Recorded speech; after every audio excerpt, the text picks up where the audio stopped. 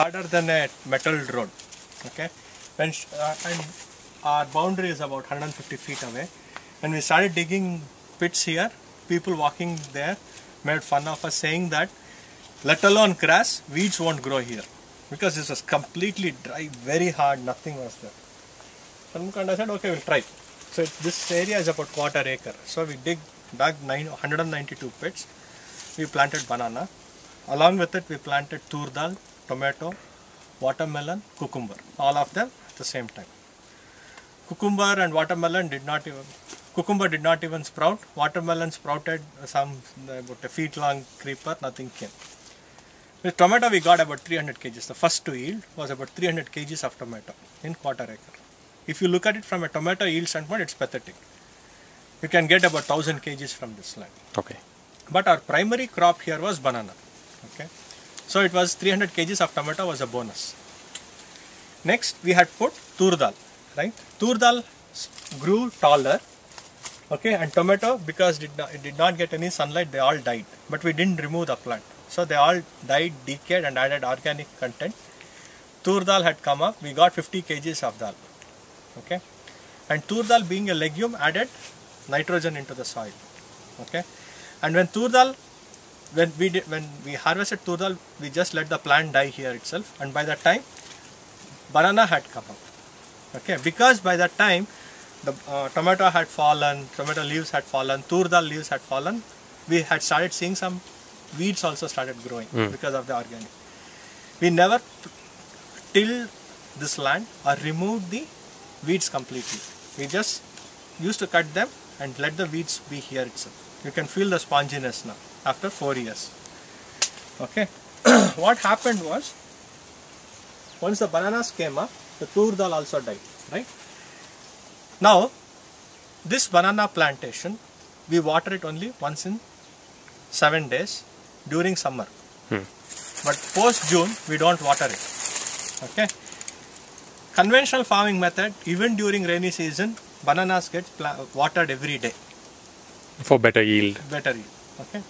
Now the yield, everybody said because of the methods that we have followed, we will get very less yield.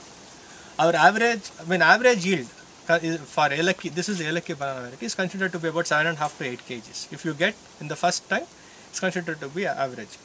Our average yield here was about 9 to 9.5 kgs. Wow. With the effort that we had put, probably about 10 to 20% that of the conventional farming method. We have not added any fertilizer here, no pesticide. Okay, all that we have done is to put something cow dung slurry. That's it. We are done. Okay, and we did not do any weeding also. That's the first year. Then the second year, everybody said we have to remove all the side suckers and let only one banana stem grow, and only then the yield will be high. So these small ones that come up on the side. Yeah. So what everybody said was that we need to let only one of them grow, remove everything else, so then we will get a higher yield. But we didn't do any of those things. Partly because we did not have time. Second thing was because we felt one is the time, the other one was the energy also. And then people said we should never let any of these leaves, dry leaves to stay, they all need to be removed. What we realized later on was when we actually were in BR Hills visiting one of the tribal families, both Preeti and I, when we were there with them. So that person was saying, very amazing stuff that he had to say. Sir, this banana, we saw a banana plant in the forest.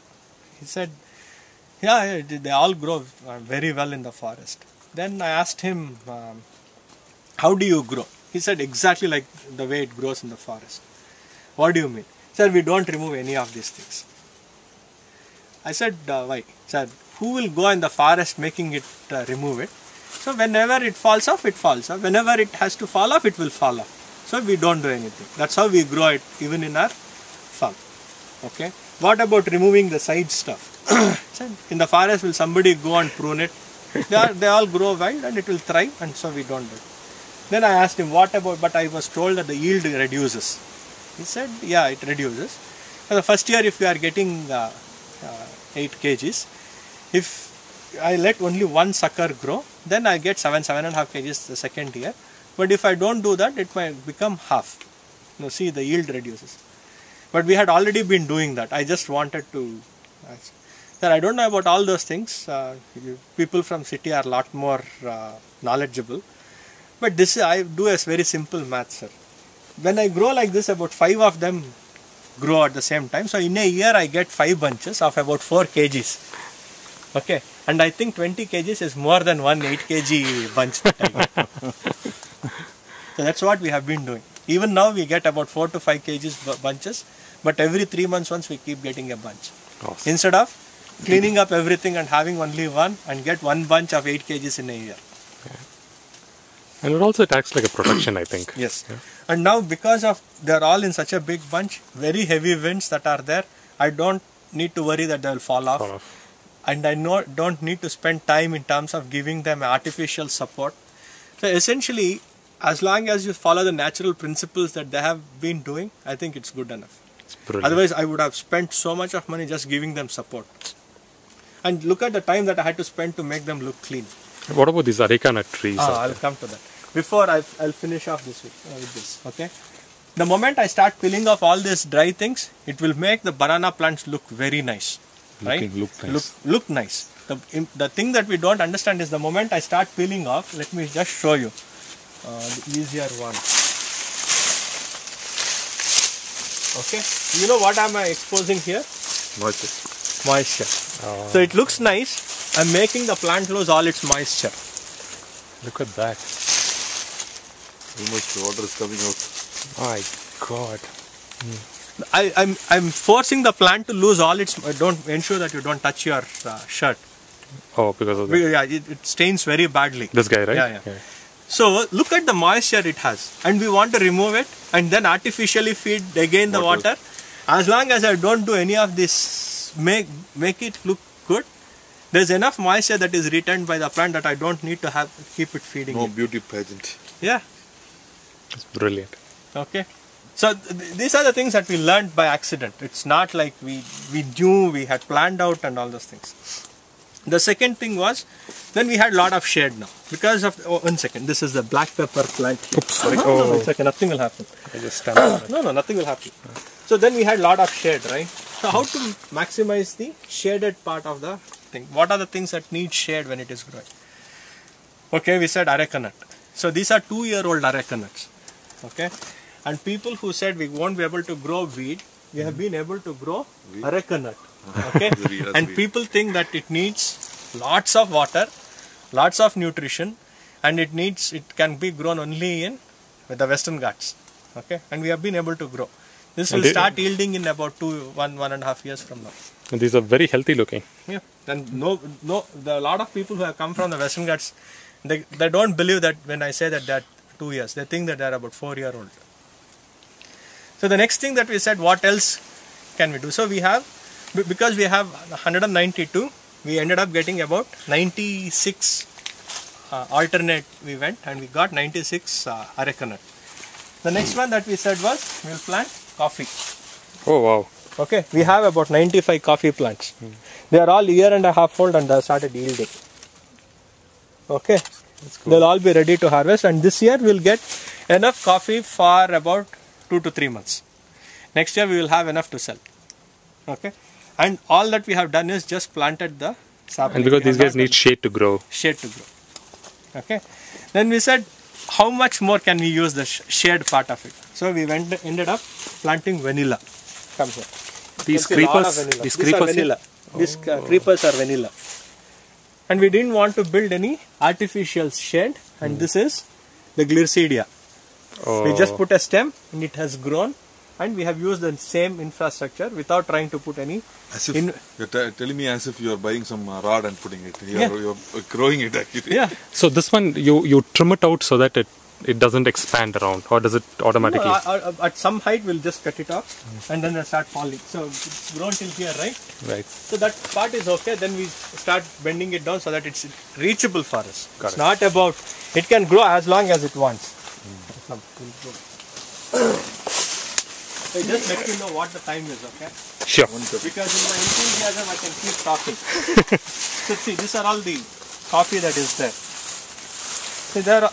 So what do you do with these beans? I mean, See, this has to turn red, and then it has to become black. And then you harvest it, dry it, then you need to remove the coat, and then the coffee bean is ready. Then you roast it and powder it.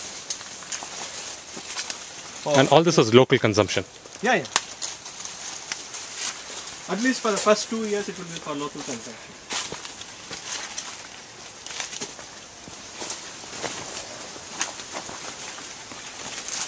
See, after we harvest the banana, we just let the plant. See, people actually tend to see we need to remove it and all those things. Right. What happens is, what we ended up seeing was, within couple of weeks of harvesting the bunch from the banana plant, they themselves die.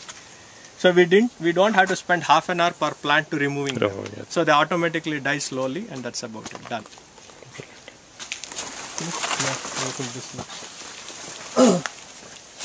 So in the side we also have quite a few other fruit varieties. This is called water apple. So they'll all be ready in about 2 weeks. They're just flowering now? These are all fruit. Flower is over. And I see you grow chilies as well here. Don't touch the chili. It's extremely. This is the second spiciest chili in the country. Okay, we grew only one, and these have all been propagated by the birds. They eat the chilies. The only reason I said was, you touch it and touch your skin, it burns actually. Correct. You So can use next to wasabi. Highly jolak bhutia or something is there, and after that it's extremely spicy, very very fragrant, amazingly nice. My mouth has started watering.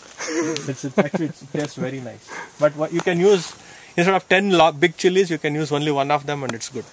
What tree is it called? It's called turbe. It's a endemic species of timber variety that has come up by itself.